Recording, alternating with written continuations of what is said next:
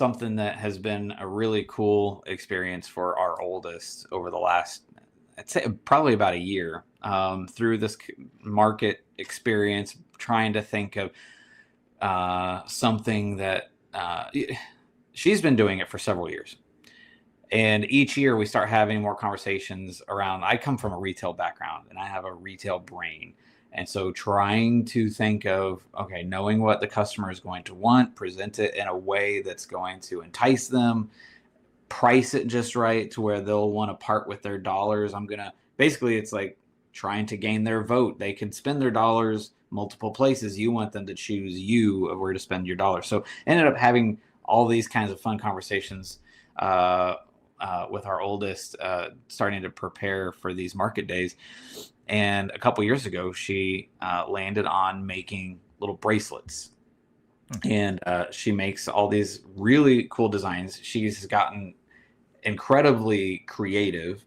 And one of the couple of the first ones that she was doing, I don't know if you've seen these kinds of artwork or ideas where it's you take a Bible verse and it's just the first letter of each word in a verse, and it's just a kind of a mnemonic device of helping you remember a memory verse. And people have been turning them into bracelets or necklaces or something, and it's just a piece of jewelry that you can wear to help you remember a Bible verse. So the first handful of her ones were that kind of idea. But then she just started putting ones that would say, I don't know, like proud mama or just other fun things. YOLO. Yeah, right, exactly. But she come up with these really awesome designs. Like she's got tons of colors, all the letters and everything, and she puts them in really neat things. She's been selling them at these market days. She set up a table when we had a yard sale this last fall. We had all of our junk in the garage, but over where the cash box was, she had her little IKEA table that we brought up from the basement. And she had all of her bracelets that she had made. And we had a conversation leading up to, okay, let's think about how we can meet the demands of a customer and try to be enticing to them. What's something that people in our neighborhood, we'll have some of our faith-based ones out there. I think that's great. You can even have some of your mom ones out there. Those are great. But what's something else that people might really get into? Oh, well, let's make St. Louis Blues colors and do something Blues. Let's do some Cardinals. Let's do some Kansas City Chiefs. Let's throw all that on the table. Those sold so fast. Like they just all flew out the door. Because she was able to find something that, oh yeah, this is something that my customers are going to like. This is something that's going to catch someone's eye and they'll be willing to part with their money. And I could use some of that money. So I'll do what I can to pry that out of your hands. And it's been super fun watching her just sit in her room for hours making these bracelets. She was just telling us the other day, she's like, I think I actually want to try to start an Etsy shop. Ooh. So we're exploring that as a maybe possibility down the road. But what's been cool, and this does tie back into a little bit of even our wintertime fun. She's been working really hard, saving all of her sales money, other than like she helps buy the supplies when she's running low on beads. Like this is part of being an entrepreneur. If you're going to have supplies, you got to figure out, what's your cost, how to get them as cheaply as possible. She's been helping buy the supplies, but then she's been saving everything else that she can.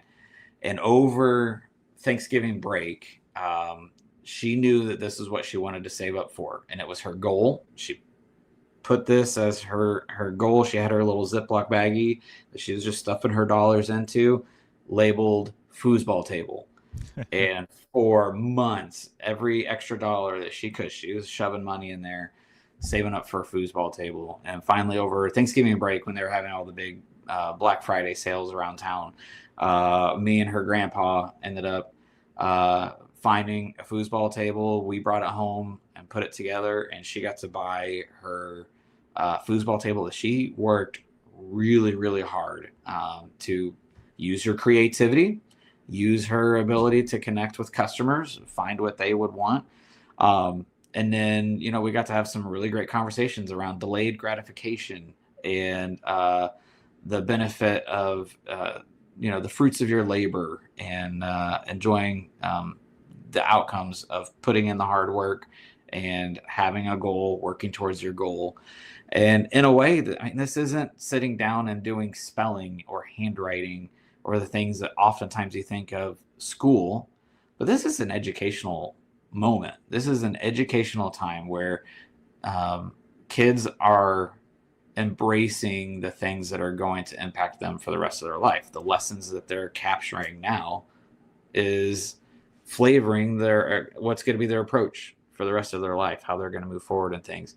And it's been such an awesome experience to jump into something like this with her, to spark an entrepreneurial interest. She might not go into business or retail or anything like that, have a years long retail background like I did, but understanding working hard and saving and not just frivolously throwing dollars at things.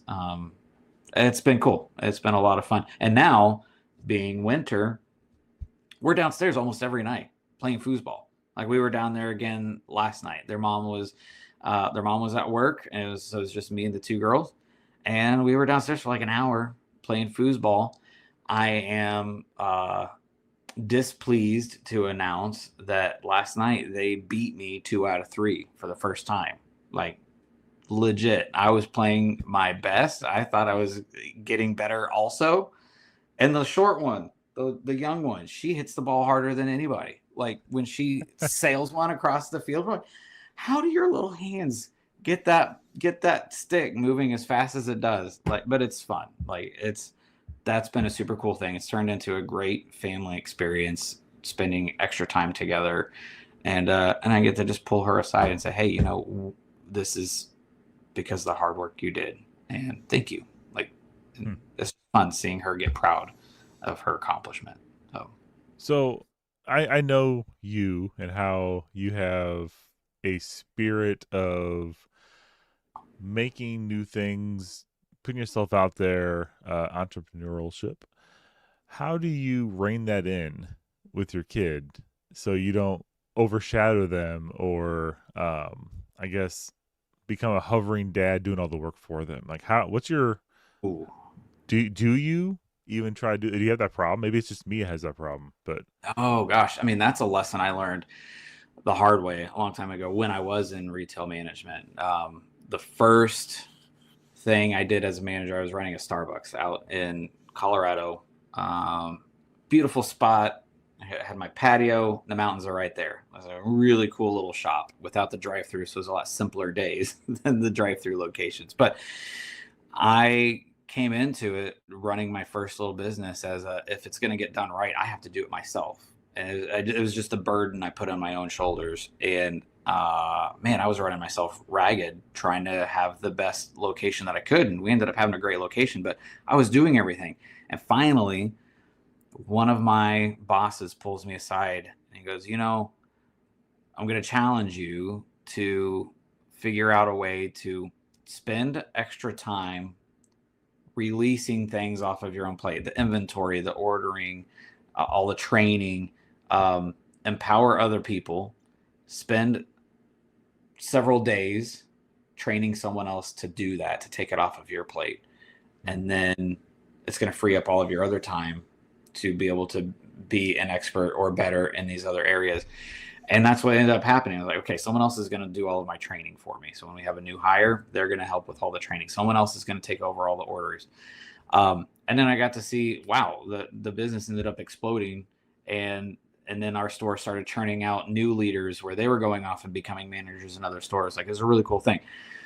So I've tried to take that sort of mentality of, I can't be the do everything, hover over the scenario in order to get things done. There has to be that opportunity of the possibility of failure.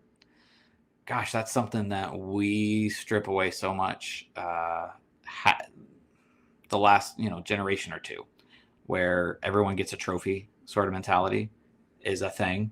And so we strip away opportunities of encountering failure, which then strips away opportunities for character development, learning how to lick your wounds, learn from your mistake.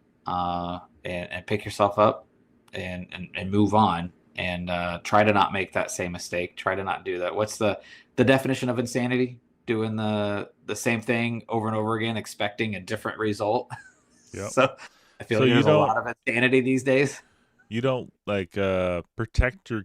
I mean, I guess it's a broad question, but when your kids come into a failure point and you see it coming, are you the type of dad that will sit back and grab a Coke and cross his arms and be like, "Won't do that again, will you?" Or are you the kind of person that's like, "No, no, no, don't hurt yourself." I try to not be the snarky comment that that's probably my default setting. When they were younger and smaller, I know I was definitely the more coddling, like, oh, it's okay, probably more than I should have. I try to find myself a middle balance. Like, I want you to be safe, and I don't want you to break limbs or death. Those are bad.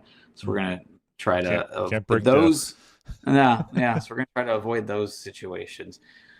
Um, but yeah, I mean, that's something that I even need to challenge myself, is opening up those opportunities for them to be challenged and pushed and stretch their limits. And when we're in those situations, I think we do okay, but we could help broaden their horizons even further. Do you ever On set up like mock Kobayashi Maru type uh, situations where they can't win no matter what they do, and you just like see how they react? well, every time I set one up, and then I want to test it to see if it's passable, I always defeat them all. So I haven't found one yet. That good, huh? Wow. Huh. I guess I've been doing it wrong this whole You time. you'll have to make one for me. Yeah. Yeah, I'll come up with something. Hopefully, this podcast is not it. Yeah. So far, I think we're all right. Yep. Let's see. I think we Have your have kids your kids we ever tackled anything entrepreneurial? They have. yeah, yes. My girls have. There is a shoot. Yeah, this is this time of the segment where I'm going to say the wrong thing once again, like every time actually. There is some type of program, some type of group that does a I guess it's a young business type event, and I want to say my girls did it this year. I'm not sure if they did it last year or not, but they make chocolate covered Oreos in our kitchen, and they package them up and they sell them in like ones or threes or whatever they come up with.